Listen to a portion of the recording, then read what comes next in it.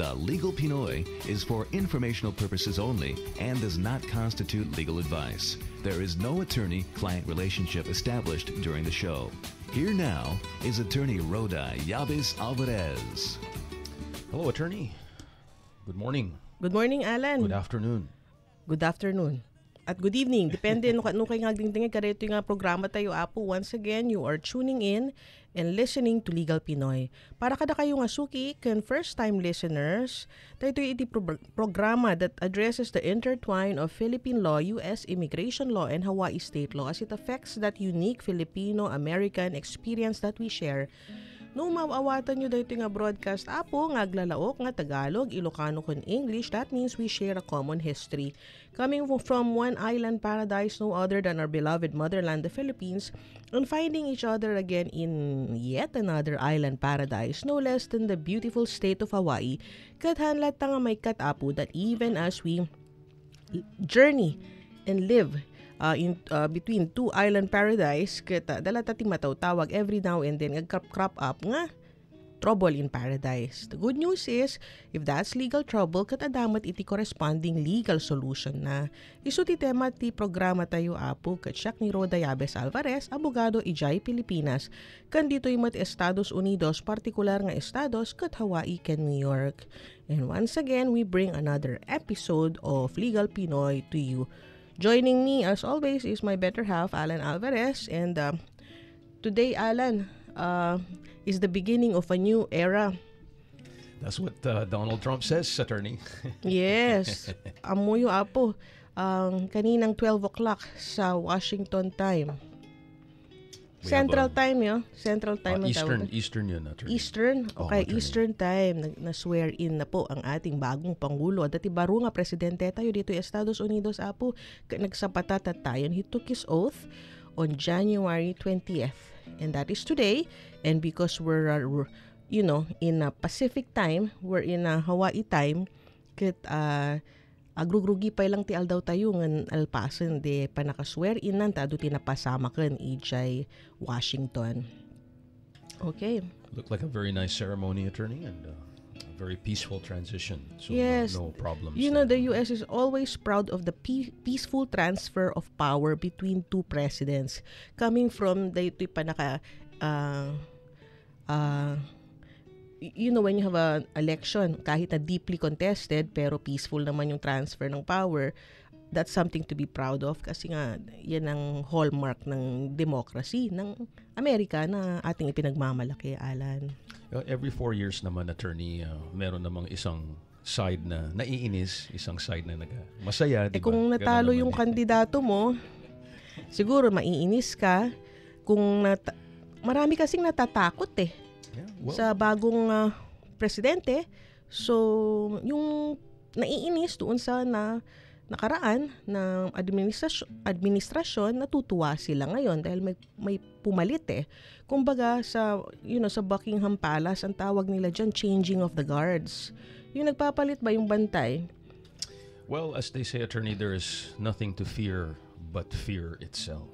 So, kasto iti mapasama ka po, as we face this change of administration, we will continue to bring to you dagitoy developments nga mapaspasama nga maapektaran dagitoy biag ti tattao. We will continue to bring the news, Alan, on what developments may happen that may affect people's lives kasi nga sometimes may mga nangyayari hindi mo nararamdaman hanggang hindi ikaw ang natatamaan or affected at wala kang pakialam kung hindi ka natatamaan or hindi ka affected, samantalang yung iba ay medyo nahihirapan. So tingnan natin kung anong mangyayari kasi nga ang sabi ni President Trump, yun nga, medyo gusto niyang i-restrict yung ating present immigration policies kasi medyo maluwang daw, sabi niya. Well, that will affect many people, attorney. The immigration laws. Yes, attorney. Kamukha nga ng sabi natin kanina, yung mga gusto nila na maging conservative yung ating pananaw o perspective towards immigrants, natutuwa sila.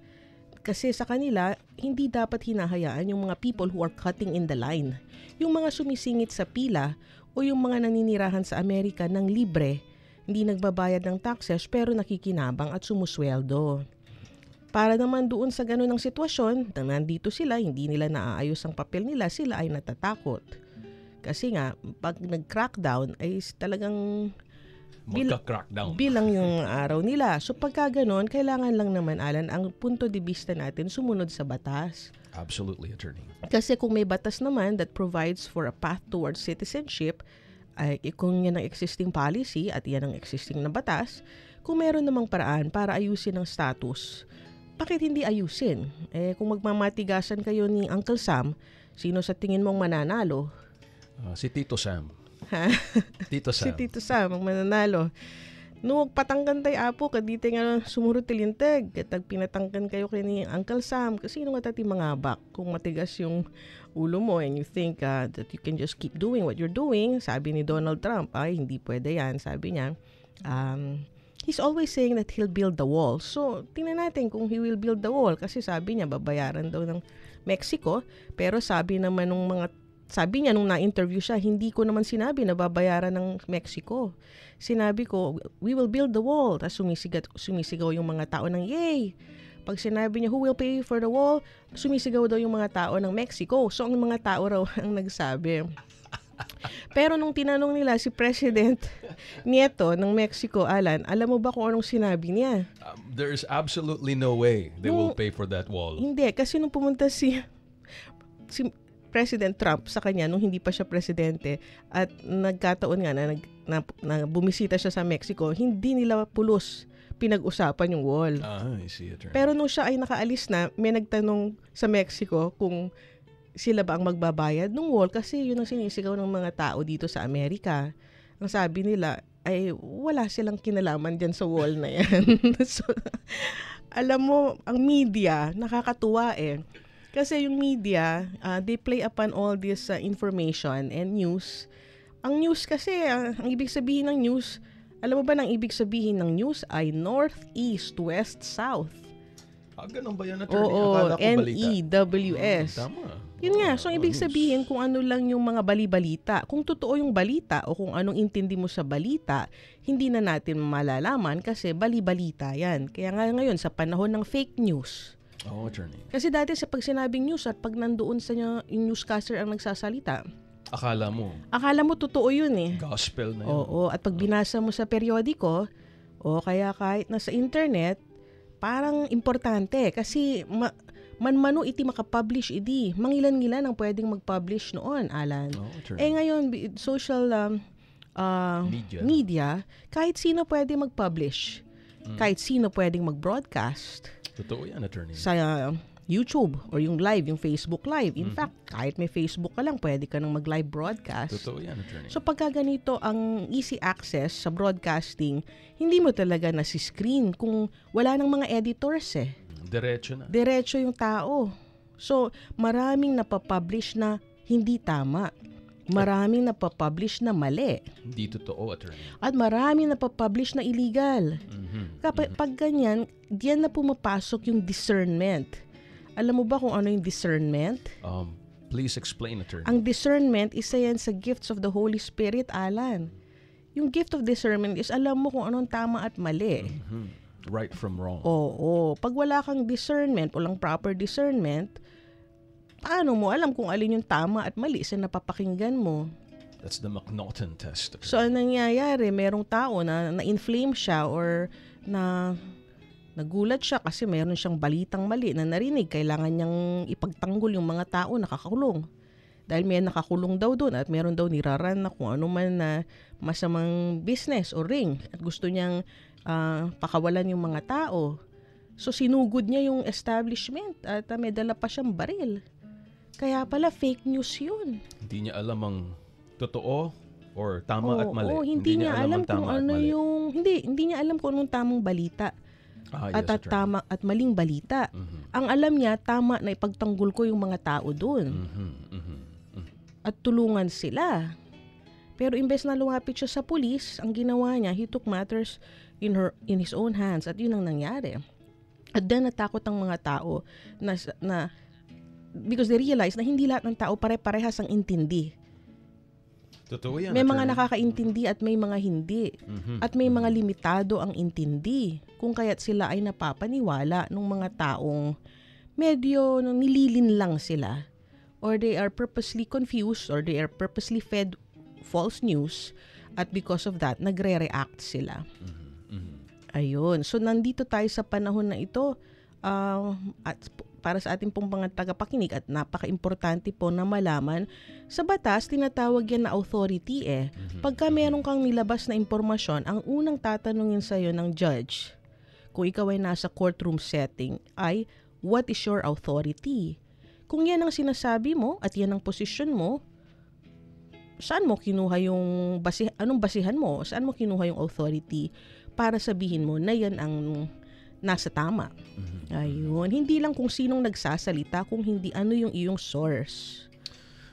Magandang point yun, attorney, kasi dapat hindi lang kung ano nabasa mo sa tingin mo. Yun Tingnan na mo yun. kung sino yung nag-publish. That's right, attorney. Tingnan mo kung sino yung source.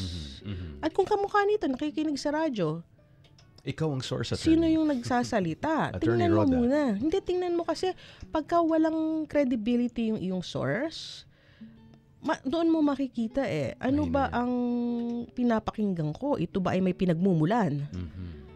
At tama ba ito?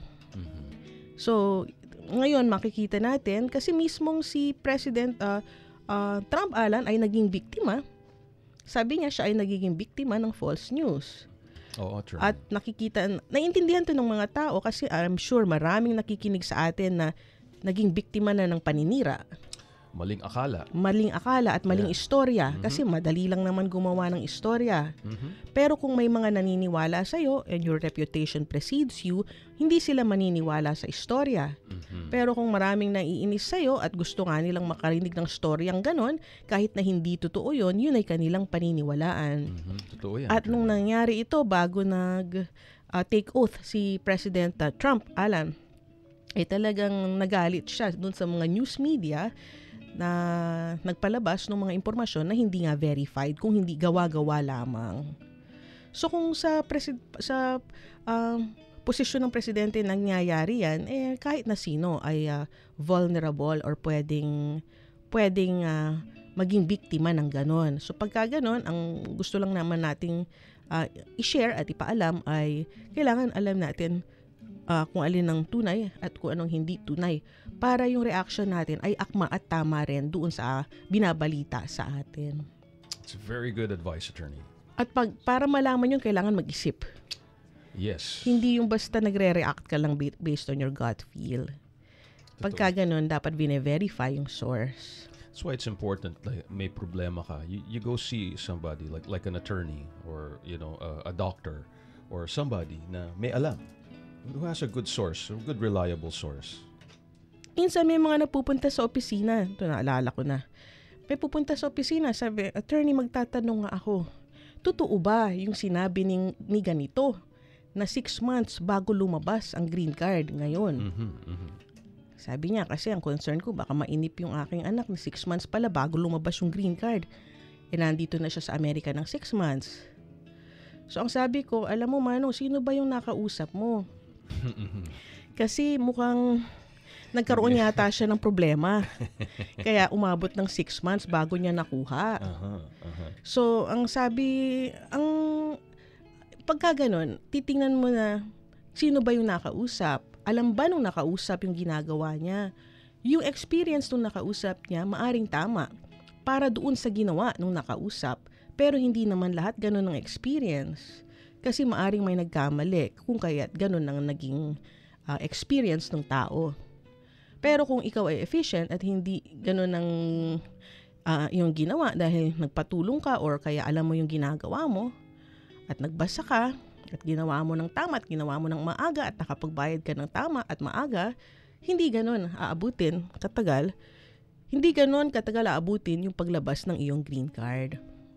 So pagka ganun, makikita mo na yung tao nagtatanong siya kasi nagkaroon siya ng information. That information stressed him out. Na-stress siya rin sa information at gusto niyang alamin kung anong dapat gawin. Kung totoo ba yun?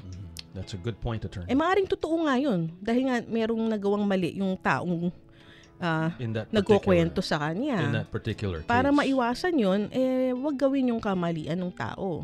Gawin ang tama, attorney. Oo. Ngayon kung yung tao hindi niya alam na nagkamali pala siya, akala niya talagang ganun, kasi yun yung punto de vista niya. Di akala niya tama pa rin siya. Ang gulo, ano? No, kasi you're right. Kaya nga siya nasabi ko, akala niya tama siya, kaya pero nagduda yung tao, kaya nagtanong eh. That's a very kaya yun ang smart. sinagot ko. Tama yung ginawa ni Manong in that case. Yun. Pero ang problema kasi, maraming tao na they get persuaded na akala nila ganun, mali nga. So pagka ganun, nakakatakot yan pag may sakit ka, Alan. Kasi pagka mali yung diagnosis sa sakit mo, tapos nakinig ka, hindi ka nakapagtanong ng tama. Minsan kasi kung yung napagtanungan mo, akala mo tama yung nasabi niya sa'yo, hindi pala. So, depende nga yun kung kanino ka nagtatanong. Okay, so, pagka merong sakit, magtanong sa doktor. Pagka merong pong problema tungkol sa batas, magtanong sa abogado. Because that increases the chance na tama yung makukuha mong sagot. Very good, attorney. Ayun. Thank you. Ito pa, alam mo ba, Alan, na ang daming sa ngayon, kasi naalala mo noong 2010, nagkaroon ng visa retrogression. Yes, bumilis. Tapos yes, biglang umatras. Ayun. Mula noong panahon na yon hanggang ngayon, medyo maraming hindi nakapasok pa rin at ngayon pa lang sila nakapapasok. Pero noong 2010 pa sila nakapagbayad. Wow. Yeah. Tagal na, attorney. 7 years. 2017 na ngayon. So pagka ganoon, sabi nila, attorney, bakit ganun? Tagal na namin nagbayad hanggang ngayon, wala pa kaming natatanggap. Masyadong matagal na, may sakit na yung petitioner or patay na yung petitioner.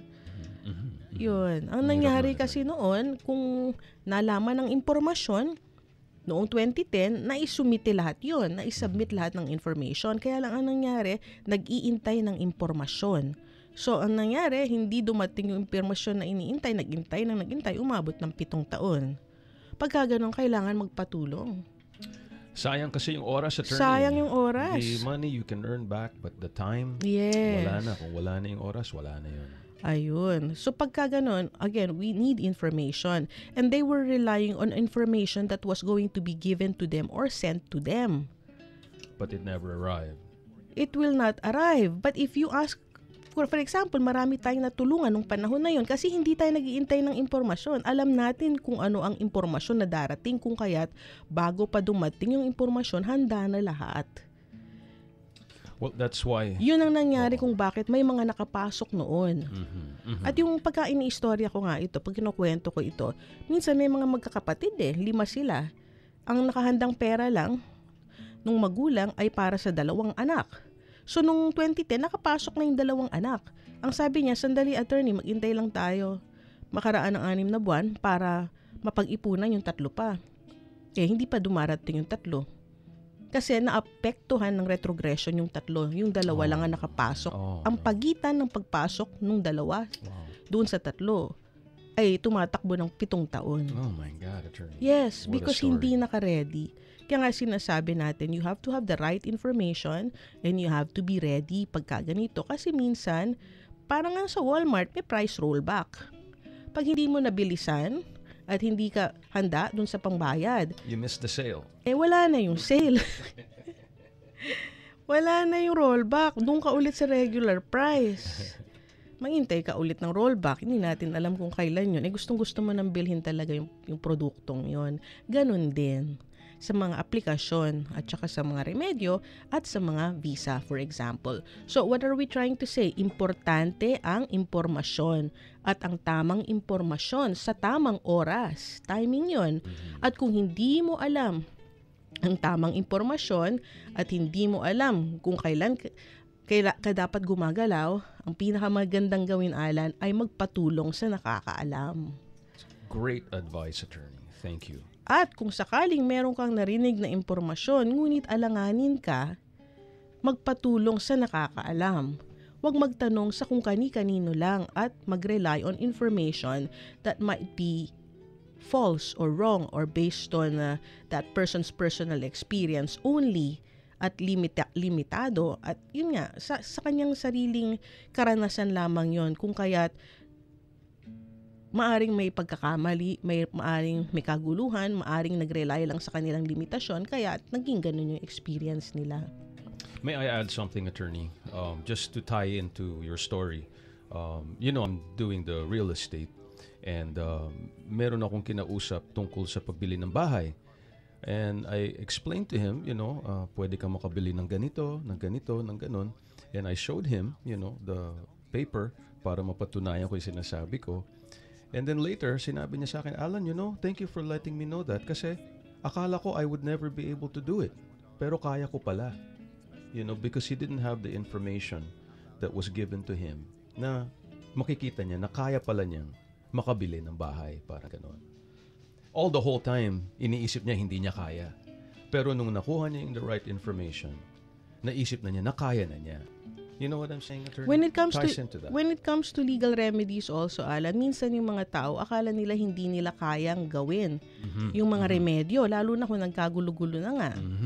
Let's go into the area of yung mga nagkakahiwalay na pamilya, yung mga hindi makakuha ng suporta, yung mga hindi yung inaapi. Ang pakiramdam nila, ano ba ang pwede kong gawin para maipagtanggol ko yung aking sarili kasi medyo ako naman ay inaapi. Ayun. You're the butt end or... Ang maganda pag ganun, Alan, yung talagang tatayo sila sa sariling paa nila, tapos tutulungan natin sila. Ayun, magugulat sila kasi kaya pala nila. Yun, kaya pala. Basta may kasama ka na katulong at binibigyan ka ng tamang impormasyon at parehas nyo tinatrabaho, yung kailangan trabahuin, ang saya nun. Yes, attorney, because you have a team. Kaya mo pala. Kailangan mo lang ng katulong. Ayun. Kasi pag yung katulong mo nga ay nakakaalam, alam ang ginagawa, ay talagang maisasaayos yun. Because ang mga remedyo na binibigay ng batas ay para nga matulungan yung mga nadedehado o mga naaabuso. Ayun. Okay. So, tingnan po natin kung anong mga mangyayaring pagbabago.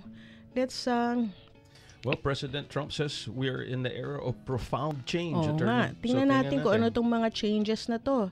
At tingnan natin kung paano natin mapapakinabangan itong mga changes na ito upang mapaganda ang ating mga buhay-buhay. Kitan tayo apo noon niya dagitoy changes wano panagsukat iti policy kada na duma-duma nga inaramid kano iti past administration that they think they can improve on. And let's see how we can use this to affect and improve people's lives. Saka po ni Roda Yabes Alvarez, abogado dyan Pilipinas, kandito yung Estados Unidos, partikular nga estados kat Hawaii kat New York, kat no adati kasapulan nyo. Panggep iti parikot iti lintag, kat makatulong kami. Adati opisina tayo nga masarakan, dito'y Honolulu, ijay 905 Umi Street, Suite 206, Honolulu, Hawaii, 96819, ijay likod iti Jack in the Box, jay North King. Kan adamad iti opisina tayo nga masarakan, ijay Pilipinas, ijay Yabes and Yabes Alvarez Law Offices, Yabes North Paseo, Rizal Avenue, San Fernando City, La Union. Call us for your appointments, apo. Ti initial nga konsultasyon tayo libre. Ti telepono tayo dito yung Honolulu kat 808-589-7380. Dayta kat 808-589-7380. Siya matigdingag kanyayo apo nagtungtung tayo ijay opisina. Okay, Alan. So I look forward to a very fruitful new year and as we enter this new era of change kat tingnan natin kung anong pwede nating pakinabangan mula sa ating bagong presidente. At sana nga ay maraming magagandang mangyari sa kabila ng, ano bang tawag doon? Apprehension.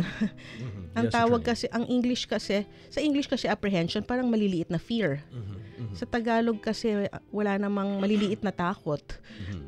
Or kinakatakutan. Yung maliliit na takot, apprehension, ayun. Kabado.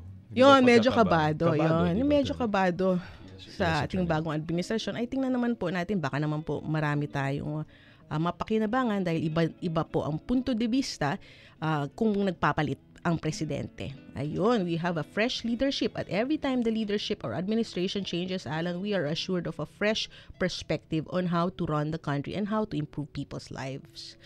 Telephone number, attorney? I think you forgot to say the telephone No, I number. want to congratulate President Trump. Oh, sige. Ayun. I want to Okay. congratulate President Trump, and hopefully, I want to congratulate everyone who are looking forward to a great administration by him. Sabi niya, let's make America great again.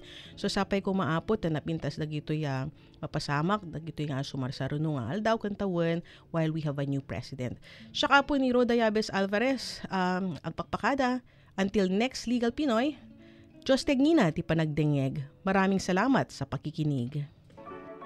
No kasapulan nyo, iti mapagtalkan ken sinadaan nga abogado, tawagan nyo lang ni Atty. Roda Yabes Alvarez. No ti problema yo ket may panggep, imigrasyon, pamilya, divorce, adoption, child support, negosyo, wenno problema ijay Pilipinas, tawagan nyo iti numero 808-589-7380. Kung nangangailangan kayo ng abogado na maaasahan at handang tumulong sa inyo, tawagan si Atty. Roda Yabes Alvarez. Siak ni Attorney Roda Yabes Alvarez. Makaawatak ti Ilocano, Tagalog, ken English. Libre ang unang konsultasyon, kaya tawag na sa 808-589